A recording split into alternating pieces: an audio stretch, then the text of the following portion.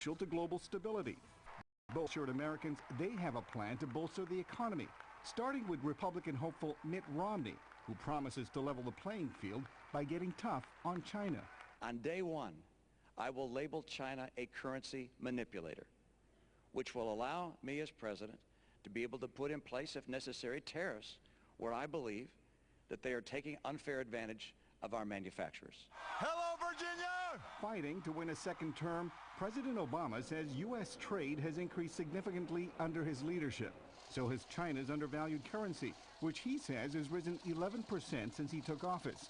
The key to a strong economy, says Mr. Obama, is to bring manufacturing jobs back to the U.S. And he says Mr. Romney is the wrong person to do it. Keep in mind that Governor Romney invested in companies that were pioneers of outsourcing to China. Governor, you're the last person who's going to get tough on China. But China is only part of a larger equation. The debt crisis in Europe has reduced demand for U.S. goods. Desmond Lockman says deepening problems in the 17-nation Eurozone could further slow growth worldwide. My expectation is that Europe, being the largest trade partner of the United States, is going to pose real challenges to the United States in the years ahead. Lockman says Romney offers a more business-friendly approach to solving the nation's chronically high unemployment. But the Pew Center's Bruce Stokes says given Obama's popularity in many parts of the world, the image of the U.S. could suffer under a Romney presidency. China, very interesting. I do think that given Romney's rhetoric, there could be a short-term hit to America's image in China. The big hit's going to be in Europe. A recent survey by the Pew Center shows Western Europe overwhelmingly in favor of a second term for Mr. Obama. 92% in France, 89% in Germany, and 73% in Britain. However, the president scored poorly in Greece, where only 22% approved of his handling of the global economy.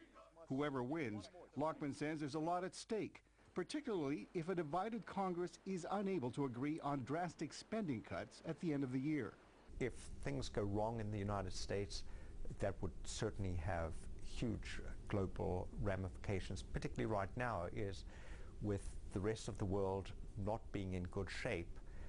The last thing that they need is for the United States to be stumbling. History suggests the world will adapt to whomever America chooses.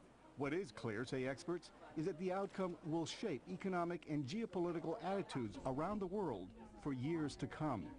Millar Sega, VOA News, Washington.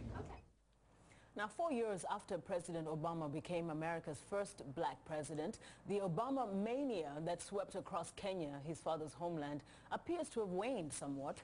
Many Kenyans seem to have moved on from the craze that saw people obsess about his victory. Mr. Obama enjoyed rock star status in Kenya, and the excitement reached fever pitch levels as people poured out into the streets to celebrate his victory. Obama's father came from Western Kenya, and because of his ancestral ties, many there saw the new president as their son. Obama mania has died down, but Kenyans still closely monitor the presidential debates and events shaping this year's race to the White House. A universe away from the White House in Kogelo, the tiny ancestral village in Western Kenya and where his father was born and buried, the Obama presidency has not met the expectations of some residents, and they feel dissatisfied. It's a disappointment since he came from this place. He should have even come at least to say hi to the people of Kenya, at least so that we can know that we are still together in spirits, other than abandoning us as if he was never our son. But President Obama's eldest half-brother Malik, who now operates a recreational center named after the president, says he's closely following the election and that people should focus on developing the country instead of questioning why Barack Obama has not visited. I do not think that Barack has an obligation to come here, because he comes here, through his own choice. If you remember, he wasn't born in Kenya. Myself, I met him when he was in 1985, when he was a grown man. Now, James Shikwati, an independent economic analyst in Nairobi, says President Obama will remain popular on the continent regardless of a less than priority focus on Africa. Mr. Obama spent less than 24 hours in sub-Saharan Africa during a visit to Ghana in 2009. In Kenya, people are faced with very tough economic challenges. So the priority now is really trying to stay afloat, amidst this tough economic challenge, very unpredictable political situation with the uncertainties about when to vote or whether it will not be there. So I think it makes people to then focus on what's immediate as opposed to the celebration. But I do think if Obama wins, there'll still be the celebration. And we should not forget that the elections for the US is November. Our elections is in March.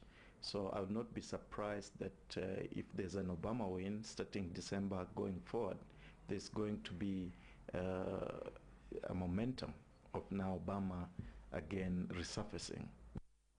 As Shikwati just mentioned, Kenyans are set to go to the polls in March, the first vote since a disputed election in 2007 that triggered a politically based ethnic slaughter in which more than 1,100 people were killed. The U.S. has called for a free and fair election and is trying to strengthen security ties with allies such as Kenya in the face of growing threats from Islamist militants. Well, for more information on any of today's stories, please visit us online at voaafrica.com and be sure to befriend us on Facebook. The address is facebook.com/VOA-in-focus. Coming up after the break in today's Africa Health Network report, raising awareness about the dangers of skin bleaching. Stay with us.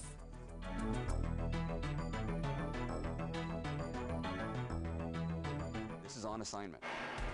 Prince Haiti, Carolyn News, Baghdad. News, London. Hi, this is Imran Siddiqui from VOA's Urdu TV. And I'm Alex Villarreal. I'm an English language reporter, and we are going to take you on assignment. Let's go. By Iraqi traditions, women are considered the glue that holds society together. The women were frightened. The men were frightened. I'm here with VOA's Carolyn Pursuti, who recently went to Haiti. It was quite a tremendous earthquake. Between these two families, they make 8 different handicrafts. All of a sudden, the security guy came over to me and then, hey, you are not allowed to shoot anything here. This is a story about the empowerment of Muslim women in the West. Got really close to this Taekwondo team that had all Muslim women on the team.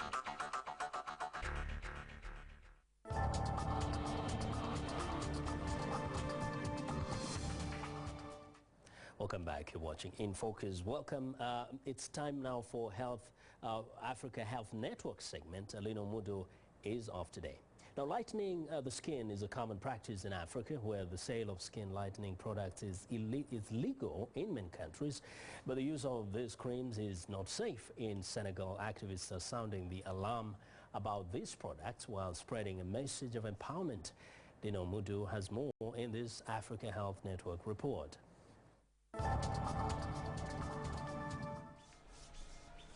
Hélène Diaye uses a skin bleaching lotion every day. She says she was not aware of any health risks when she started using the products.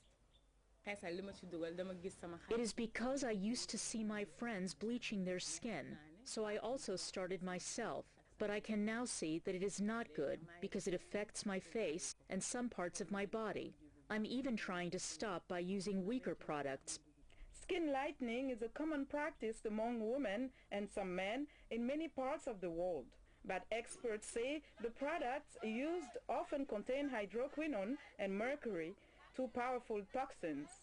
Dakar resident Nabu Dime says skin bleaching is not good. I am against skin bleaching because it seems to make you beautiful for a moment.